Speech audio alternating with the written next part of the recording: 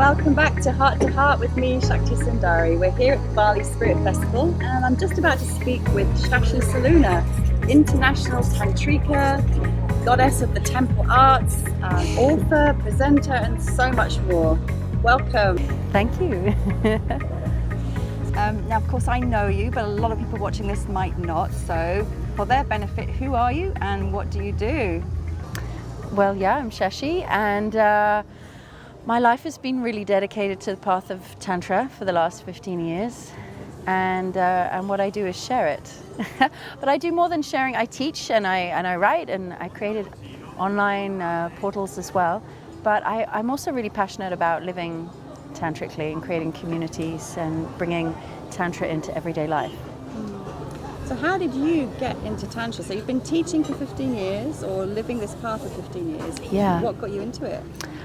Being sort of opposite, really, because I was a celibate Buddhist. Were you? Yeah, I was. I didn't know Yeah. that. I was at Oxford studying psychology, and I was studying the effect of Buddhist chanting on the brain, and I was going down this path. Yeah. And I was so much a seeker of truth. So when my degree was finished, I went off to India to sit with enlightened masters and seek truth. And so I totally wasn't interested in relationships, in intimacy. The age of 20, it was all behind me. I was just focused on truth and going to satsangs and things like this. And after a couple of years, I really had a big awakening with one master. And at the same time, I was awakening with a man. He was next to me, and we fell in love in this moment. And Can I just ask you something there? Because when you say I had an awakening, what does that mean? Well, it was a recognition, like the teacher was trying to point us to who we really are. So we were looking beyond our mask and our identity and who we think we are, and we were asking the question, who am I, who am I? And it was a lot of what's called investigation and inquiry. And the awakening is one of like, aha, it's like a moment of, I'm that, I'm not this, I'm that. And so I had this glorious moment that is like, yes, I'm that unnameable thing, but just recognizing. And I recognized at the same time as a man who was on the course, and we turned to each other and we recognized that in each other. And so there was a falling in love and a falling in truth at the same moment. And he'd been practicing Tantra, and so suddenly I was thrown back into a relationship again. I married him. I stayed with him for 9 years. Wow. And together we explored Tantra. And our question really was, well, this amazing truth that we recognize when we're meditating or sitting with a guru, how do we bring this amazing truth into everyday life? Because we're sitting there going, oh, I'm this, and then arguing over the washing up. Exactly. So we really had an important quest, is how do we stop arguing about little things? How do we bring the higher truth into everyday living? And Tantra seemed to have the answers. So how did you find that answer? Well, I like to look at my life as a quest, that I'm constantly asking big questions and then letting life teach me. But the answer was really through Tantra. I mean, in particular, one thing in Tantra that's called transfiguration, meaning to see the divine in another. And it's not about turning a blind eye to someone's faults, but when someone is acting out of fear or anger, to set an intention to see the truth, the love, who they really are behind the behavior that's coming out. And so it's a difference from if somebody's getting angry and you go, oh, you're an angry person, and you identify the whole of them as that anger. Oh, look how angry you are, and I'm leaving you. But instead, you allow the anger to arise and breathe it in and feel it, and another piece of you is dedicated to seeing the truth behind it. So this, I think both pieces are needed, because the Enlightenment world goes, oh, well, you are that, you are God. But there is the other side, which is emotions need to move because they're energy and they're trying to bring us back home. There's something not quite right that we feel when there's tension or anger or upset, and yet we don't need to suppress it and push it away, but we need to learn how to move it so that it returns to love. And that's what Tantra does so brilliantly. So how do we do that if we begin to react rather than being able to stay in that neutral divine space ourselves? It's not necessarily about staying in a neutral divine space. It's about moving energy. And actually orgasm is one of the best ways. Orgasm is an amazing alchemist that transforms what's contracted into expansion again. And when you look at anger or fear or, things that create problems for us, we can see there's always a contraction, which creates a feeling of separation and instead of love. So if we're in contraction and we let energy move through, it could be orgasm, or it could just be allowing orgasmic waves, allowing ourselves to feel what's happening in that moment, then we will return to expansion again. And even if one person's willing to do that, the other one is most likely to, because we resonate with one another, to come too. So being able to move energy, of course you may not feel like making love if you're in the middle of an argument, but if you're practicing making love the rest of the time, then you're more likely to have this inner alchemy working, that you can breathe through it and feel it all and let it do its thing through us so that we can return to love. So it's a healing process as well. And so now you're on this tantric path, and you've mentioned the word tantra a lot. Of course, it has many different meanings and interpretations. So how would you define tantra? I see tantra as being really bringing opposites into a transcendence, into a union and a transcendence. So some people think, oh, it's about balancing opposites. Balancing isn't enough. It's one step. It's actually meeting and transcending. So that can, of course, be a man and a woman. It can be two people, but it's also within us. So it's like if I think of myself as being an introvert and then I judge extroverts, and I'm cutting myself off from the totality of my experience here. And if I can find, I can either really bow down to those who are extroverts, and then it'll start to awaken within me, and find the totality within me. Often we fall in love with people who have a quality we don't have. And so there's this amazing opportunity over and over again to bow down to that we think is not us in the other. And by loving it, we fall back into the totality and the transcendence. So there's a liberation, a freedom from duality, to use big words, a freedom from being stuck in one half of things, so being stuck as always the introvert or always the extrovert or always this or always that actually we are total. There is a totality there, and we feel free when we feel able to play in the totality. So Tantra is a path that allows for that alchemy, and we can do that alchemy alone. But of course, life is constantly going to bring us into relationships with perfect mirrors that we can do this work with. So you've given the wonderful definition, but in practice then, what is it? Is it, because you talk about it as a lifestyle. So again, I think maybe some people might imagine Tantra is just doing sexual practice, for example. So what is it? What does one do? What does one be when one's living tantrically? There are different pathways with different practices in, and different strands within that. So practice is one part of Tantra. It's particularly seen in classical Tantra or Taoist Tantra, and they'll do practices with yoga, breathing, moving energy, Qigong, different practices that are breaking our habitual patterns. So our body is holding a whole programming in. So if we move our body into different shapes and move and breathe in a different way, we automatically can break out of those limiting patterns. So practice is one thing, and then there's experiential Tantra. So that's going to workshops. You can't really do that one at home. And workshops create like a little playground where you can play things out safely. Yeah. So, that can even be like trauma release work. So, if you had a trauma, you're afraid of angry men or something, then the workshop could be set up, and there could be a man or a woman who stands in, and a whole thing being played out where you get to move through it in a different way than you would have done in real life. So experiential Tantra gives you a lived experience, sometimes releasing trauma, sometimes opening to pleasure, opening to ecstasy. So you get a little playground to feel safer to try life out in a different way than you would at home.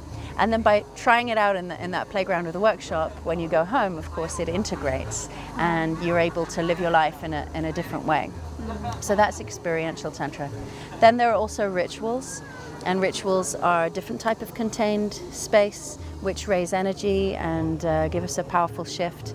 So rituals can give us a very profound experience that we wouldn't necessarily have the capacity to hold in our everyday life, but the ritual holds so we can have a higher experience. So many people in a tantric ritual, and they can look like anything. There's a lot of eye gazing and then bowing down and meeting someone as the divine. And we don't normally do that. We go, hi, how are you? And we talk about our problems. But in a ritual, we bow and say, I bow to you, goddess, I bow to you, God, and I put flower petals on you. We do things we don't ordinarily do.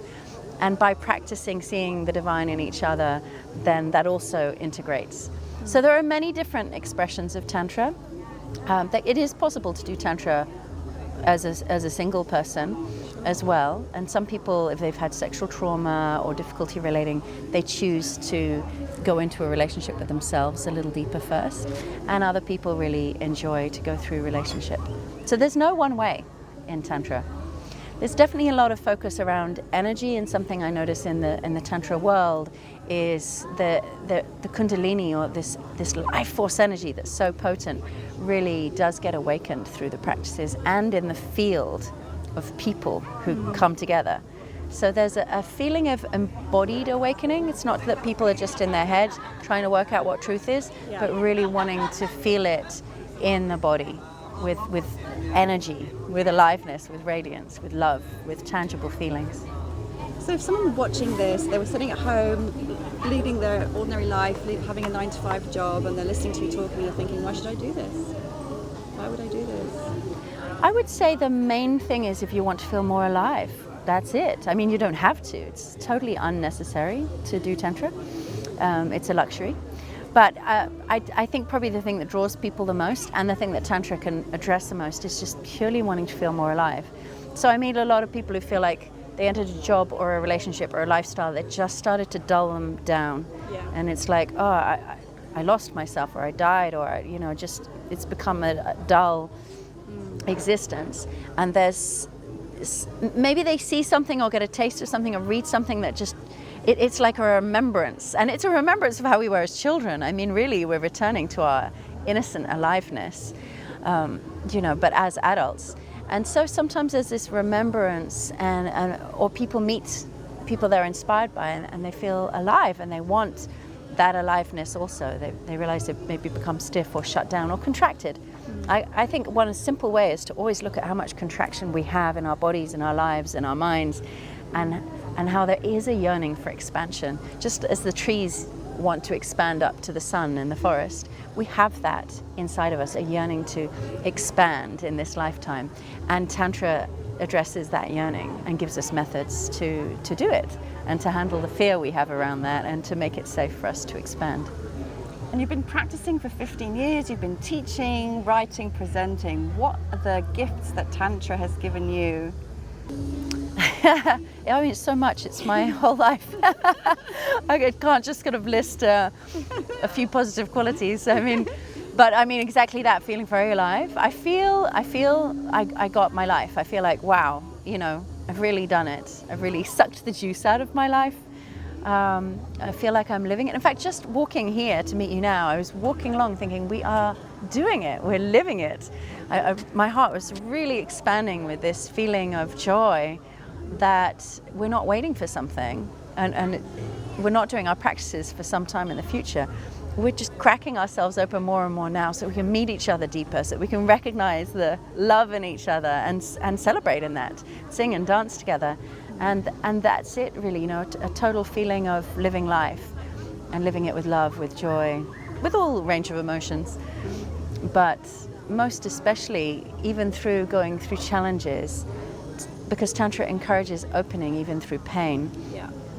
Even challenges open you up, and that's amazing. So I think another more subtle quality that Tantra brings is a feeling that there's nothing to be afraid of, because even if things come that are hurtful or harmful, or even a trauma comes, there's a way to let that trauma in and through and grow from it and expand from it, and it brings you more alive. So I think this is one of the most incredible qualities that Tantra gives us, is to not have to be afraid of anything happening in our lives.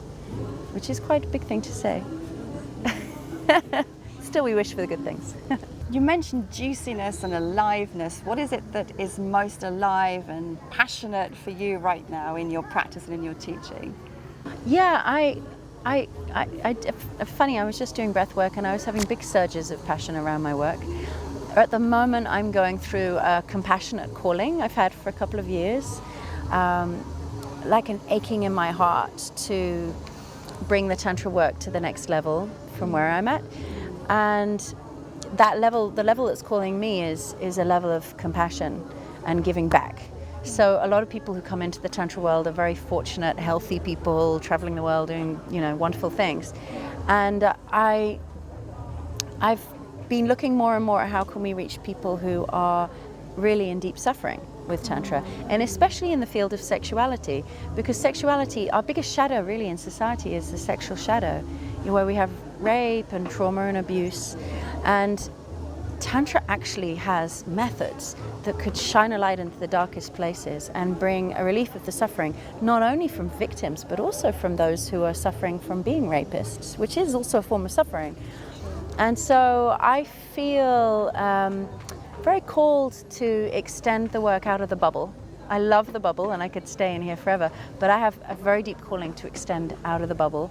I'm talking with all kinds of interesting people now, putting on some different projects of working with women who've been in sex trafficking and working with people who've been raped and abused, and trying to see what format we could create to bring the potent healing quality of Tantra out beyond the bubble and into areas of society that could really benefit from it. Another area that's similar and related is teenagers. That it kind of goes along the same, that so many people come to workshops in their 30s, 40s, 50s even, and it's like we never learned anything at school about intimacy. It's such a big part of our lives. It's probably the deepest longing we have, and we really don't know how to do it. Nobody teaches us. And nowadays with the internet, also teenagers are getting, God knows what influences around sexuality. So I also would passionately love to reach young people and bring Tantra out of its bubble, basically, to places where it could really help society. That's my passion. Not sure how it's all going to work right now, but I'm feeling it and I'm making connections, and I feel that it's happening. From all that you've been doing, you've been teaching for many years, you've got a vast amount of experience. You've witnessed probably hundreds of people, if not thousands, I don't know, going through your trainings or trainings that you've co-created. Do you see repeating patterns where you sort of think, gosh, I wish people would just realize this, or aha, it's that thing again? What are the common things that we all do, that us people do, that it would be so great if we just knew, there's another way and it's this. Yeah. Oh, so many, that's what the work is. I think maybe the biggest one for me is I wish we were taught how to take care of someone who's vulnerable in our presence. I think this is the essence of what Tantra has to teach us, and the cause of most of the harm that human beings do. And that's on every level, whether it's a parent with a child, or a big strong man with a weaker woman, or it can be any gender, any combination. But somehow this is a very precious honor when someone's vulnerable with us. Someone's blindfolded in our presence, or someone comes for a massage and closes their eyes and lies down. It's like such an honor that somebody made themselves vulnerable. And I think this is it, is we're somehow not taught to honor that, and also how to take care of someone that's vulnerable. So I think around power dynamics, this is really crucial. And if we had parents and caretakers who didn't take care of our vulnerability, then we never learned that important role. And then when we're in personal relationships, and when we're parents, and when we're teachers, and all of those, or bosses, anything, all the time power dynamics are there. Yeah. And I think Tantra teaches us exquisitely, or can teach us exquisitely, how to turn that one around. And just imagine a world where we all treated vulnerable people in our presence as a great honor. I think that single thing alone would change everything. So that's the biggest one. You know, there are so many, a lot of things around self-love I see, and hating our bodies and all of these things, but I think it could almost all umbrella under this one factor. If only we could really learn what it is to hold space for the vulnerable, then we could all surrender more, and we could all hold space more, and we could all surrender more to love, which is what we deeply want. So Shashi, you've just published your first book. Congratulations. Can you tell us a little bit about it? Yeah, I'm very excited to be a writer for Hay House. It's a really amazing publishing house. And they have a series called the Basic Series, which are like introductory books on different topics. So they asked me to do the one on Tantra, which was both a challenge and a joy. A challenge to kind of, in 50,000 words, write a whole book on Tantra. And of course, a great responsibility as well to be the person to write that book, but such a great joy as well and I felt in many ways I was a good person to do that, because I've done different strands of Tantra, from the Neo-Tantra, which is a more modern, to the classical and the Taoist, and touching on the Tibetan. So I thought, well, I've seen quite a lot of the broad spectrum. So my book is a really good starting book for anyone who's wondering what is Tantra. Nice, safe way to get into it, because it's easier than going to a workshop to just have a look at the book and see. Yeah. But also, a lot of people who've been practicing Tantra for a long time are really appreciating the book, because you don't always get a lot of theory in the classroom. You get a lot of experiences, and a lot of people are saying they're really enjoying having the book kind of concreting everything that they already know, but putting it down into words and ideas. And so, yeah, that's it. It's called Tantra, Discover the Path from Sex to Spirit. And soon, very soon, we've got a CD coming with it as well, because Tantra is so experiential. Made a CD that has got some meditations to do alone and some meditations to do as a couple or with a friend if you want to practice. Does that involve having sex? It doesn't. It could be used before making love, but it's things like eye gazing and dropping in together and being able to see the divine quality in each other, things like this. And most of the meditations are just 10 minutes long. But of course, if a couple are making love, it could be wonderful to do a meditation beforehand and then go into their normal lovemaking. That alone is going to start shifting everything. So I don't guide the lovemaking. They have to do that bit themselves. And you also mentioned some more creative projects that are about to happen for you. Is there anything there you would like to just mention? Yeah, it's a very creative time. I mean, I guess Tantra is full of energy and creative energy. But I've also been working together. Niraj Naik, who I made the CD with, he works creating music. It's called binaural music. So it puts a special frequency when you listen with headphones that helps your brain to go into a more relaxed state. And this is often used in self-hypnosis. So we used that technology together with, you know, what I've done from Tantra, and we put this together to make some self-hypnosis tantric audios for people. And I'm very excited about this because it hasn't been done before. We've researched and we can't find anything like it.